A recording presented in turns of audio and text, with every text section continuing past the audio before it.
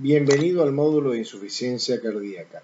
En estas primeras clases nos ocuparemos de la insuficiencia cardíaca crónica.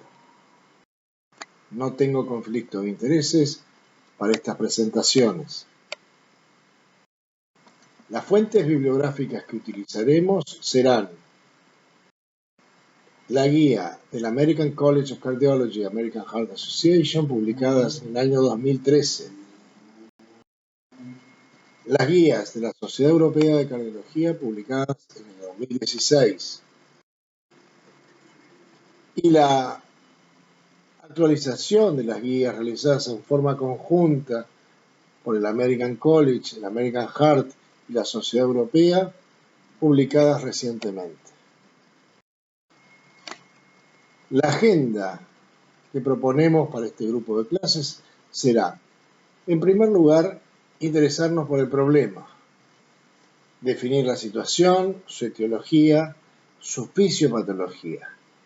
Luego nos ocuparemos del síndrome de la insuficiencia cardíaca, los tipos y formas clínicas de presentación, el paciente con insuficiencia cardíaca, el diagnóstico, el pronóstico y controles, y finalizaremos con lo que hemos denominado los 10 mandamientos de la insuficiencia cardíaca. En esta primera clase nos ocuparemos del problema, de su definición, su etiología y su fisiopatología. Veamos cuál es el problema de la insuficiencia cardíaca. Cabe señalar que 2% de la población sufre del síndrome de insuficiencia cardíaca. Es decir que si consideramos una cancha de fútbol, en la Argentina podríamos ocupar 12 canchas de fútbol con pacientes con insuficiencia cardíaca. Es decir que se puede estimar en más de 700.000 pacientes en nuestro país. Si nos referimos a las estadísticas mundiales, puede observarse que la insuficiencia cardíaca es una enfermedad prevalente en todas las edades, pero que aumenta sensiblemente después de los 60 años, tanto en hombres como en mujeres. Esto puede observarse en Estados Unidos, en población de raza blanca, de raza negra, hombres y mujeres. Fíjense ustedes cómo después de los 65 años, en este caso, se produce un incremento sensible en la prevalencia del síndrome de insuficiencia cardíaca. Es decir, que puede estimarse en Estados Unidos que de 3 millones de pacientes que había en 1990, para 2030 habrá casi 6 millones de pacientes con insuficiencia cardíaca. Es decir, se duplicará el número de pacientes con este cuadro. La consecuencia es que indefectiblemente nos vamos a enfrentar al problema de pacientes con insuficiencia cardíaca, independientemente de cuál sea nuestra especialidad clínica.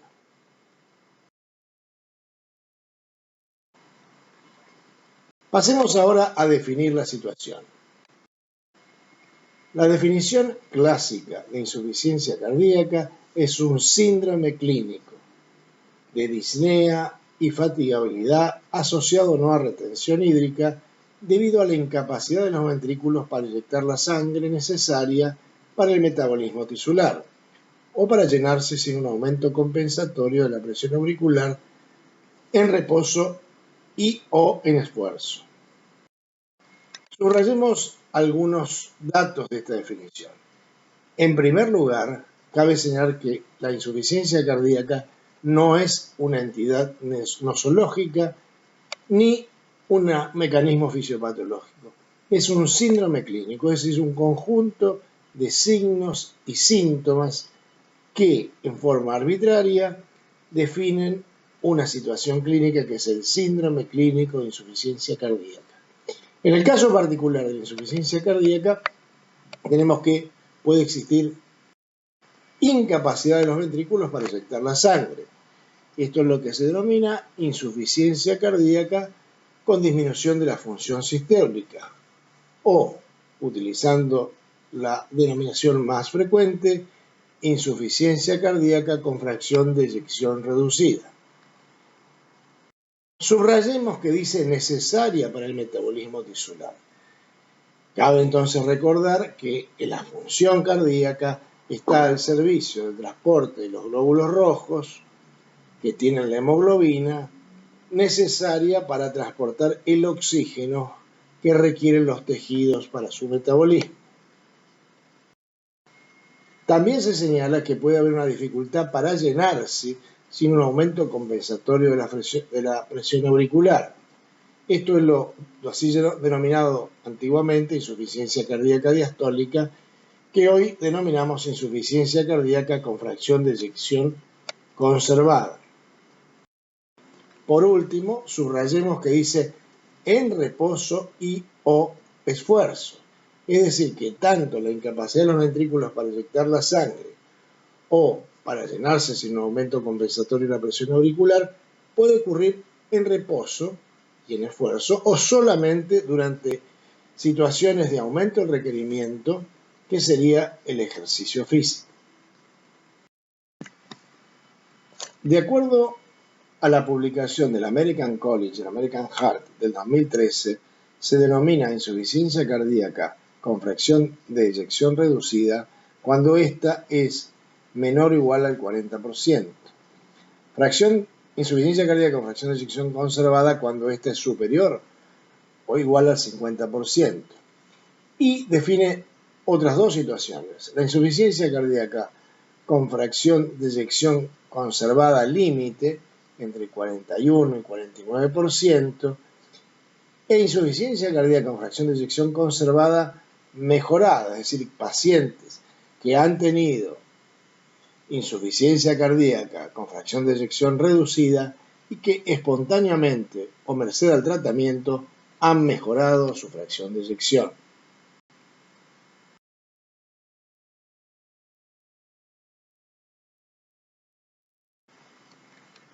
Las definiciones que emplea la Sociedad Europea de Cardiología en el 2016 quizás sean más completas. Se basan en tres criterios. Un criterio son los síntomas y signos, otro es la fracción de eyección y, en tercer lugar, otros criterios que se emplean solo en el caso de insuficiencia cardíaca con fracción de eyección conservada o levemente reducida. La insuficiencia cardíaca con fracción de eyección reducida se define por síntomas y signos de insuficiencia cardíaca y una fracción de eyección menor al 40%. En el caso de la insuficiencia cardíaca con fracción de eyección conservada, se requiere una fracción de eyección superior o igual al 50%. Y en el caso de fracción de eyección levemente reducida, cuando ésta está entre un 40 y un 49%.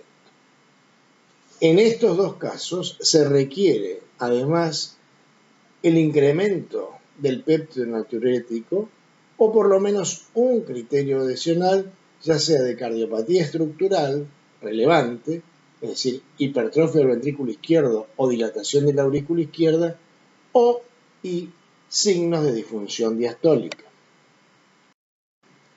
Desde el punto de vista etiológico, la insuficiencia cardíaca puede ser sistólica y diastólica, como decíamos al principio, cambiando la denominación de fracción de eyección conservada en el caso de la diastólica.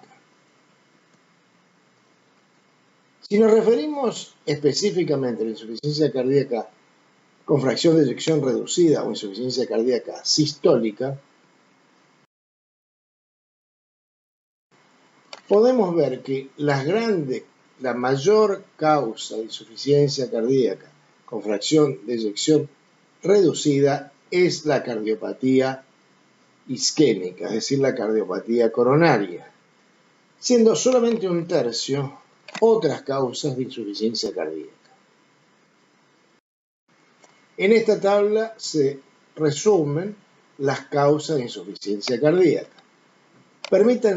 Permítanme señalarle algunas de las más importantes. Como ya dijimos, la enfermedad coronaria isquémica en cualquiera de sus variedades. Cabe subrayar la medicación cardiotóxica, particularmente las drogas oncológicas. En el caso particular de nuestro país y Latinoamérica, la enfermedad de Chagas, y trastornos metabólicos como es fundamentalmente la diabetes.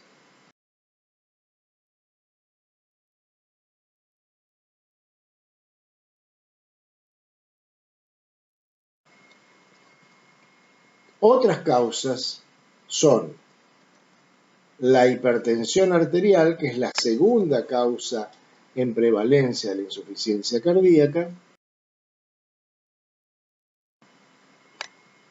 Y quiero subrayar particularmente para los clínicos la relación de diferentes drogas como causa de insuficiencia cardíaca o como motivo de exacerbación de la insuficiencia cardíaca.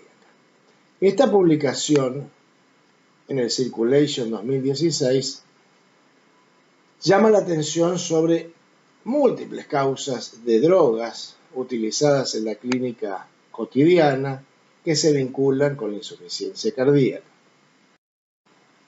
Es así como agentes anticancerosos, analgésicos, anestésicos, medicación para la diabetes mellitus, antiarrítmicos, antihipertensivos, antiinfecciosos, tratamientos hematológicos, tratamientos neurológicos y psiquiátricos, aún tratamientos oftalmológicos, tratamientos pulmonares, agentes reumatológicos, agentes urológicos, pueden ser causa de insuficiencia cardíaca o de exacerbación de la misma.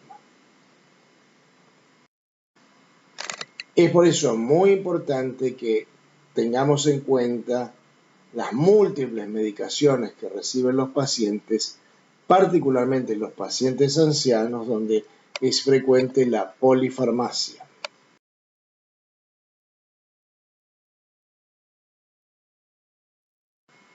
Fíjense ustedes que, considerando la estadística del CDC del 2010, los estados que vemos en rojo oscuro prescriben más de 5 medicamentos por persona.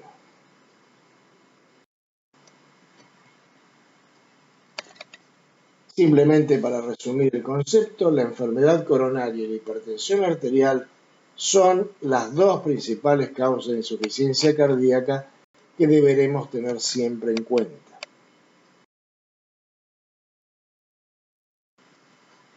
Pasemos ahora a considerar la fisiopatología del síndrome de insuficiencia cardíaca.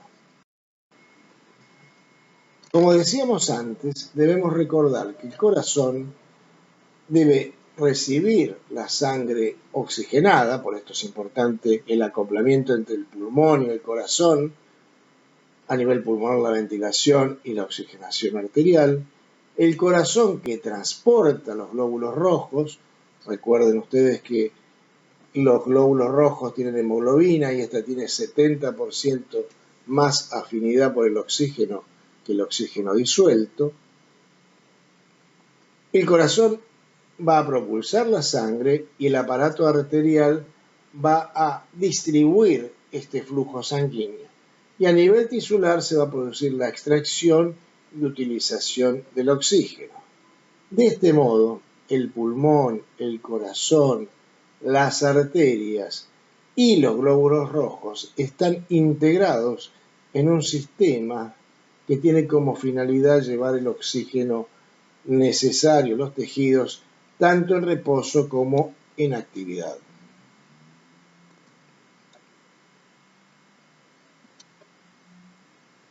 De modo que podemos pensar la insuficiencia cardíaca como una alteración del transporte de oxígeno y sus manifestaciones van a ser debidas a la hipoxia tisular o a los mecanismos compensatorios que ponemos en marcha para que no se produzca hipoxia tisular.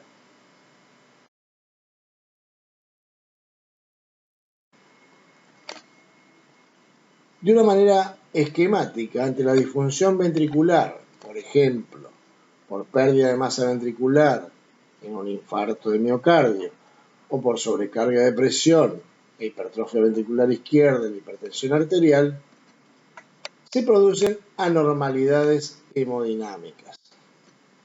Estas anormalidades hemodinámicas serán la caída del volumen sistólico y del volumen minuto y la caída del flujo regional con aumento de las presiones de fin de diástole, de la presión capilar pulmonar, de las resistencias de la arteria pulmonar y del volumen sanguíneo pulmonar. Este mecanismo básico pondrá en marcha mecanismos compensatorios que evaluaremos en la próxima clase.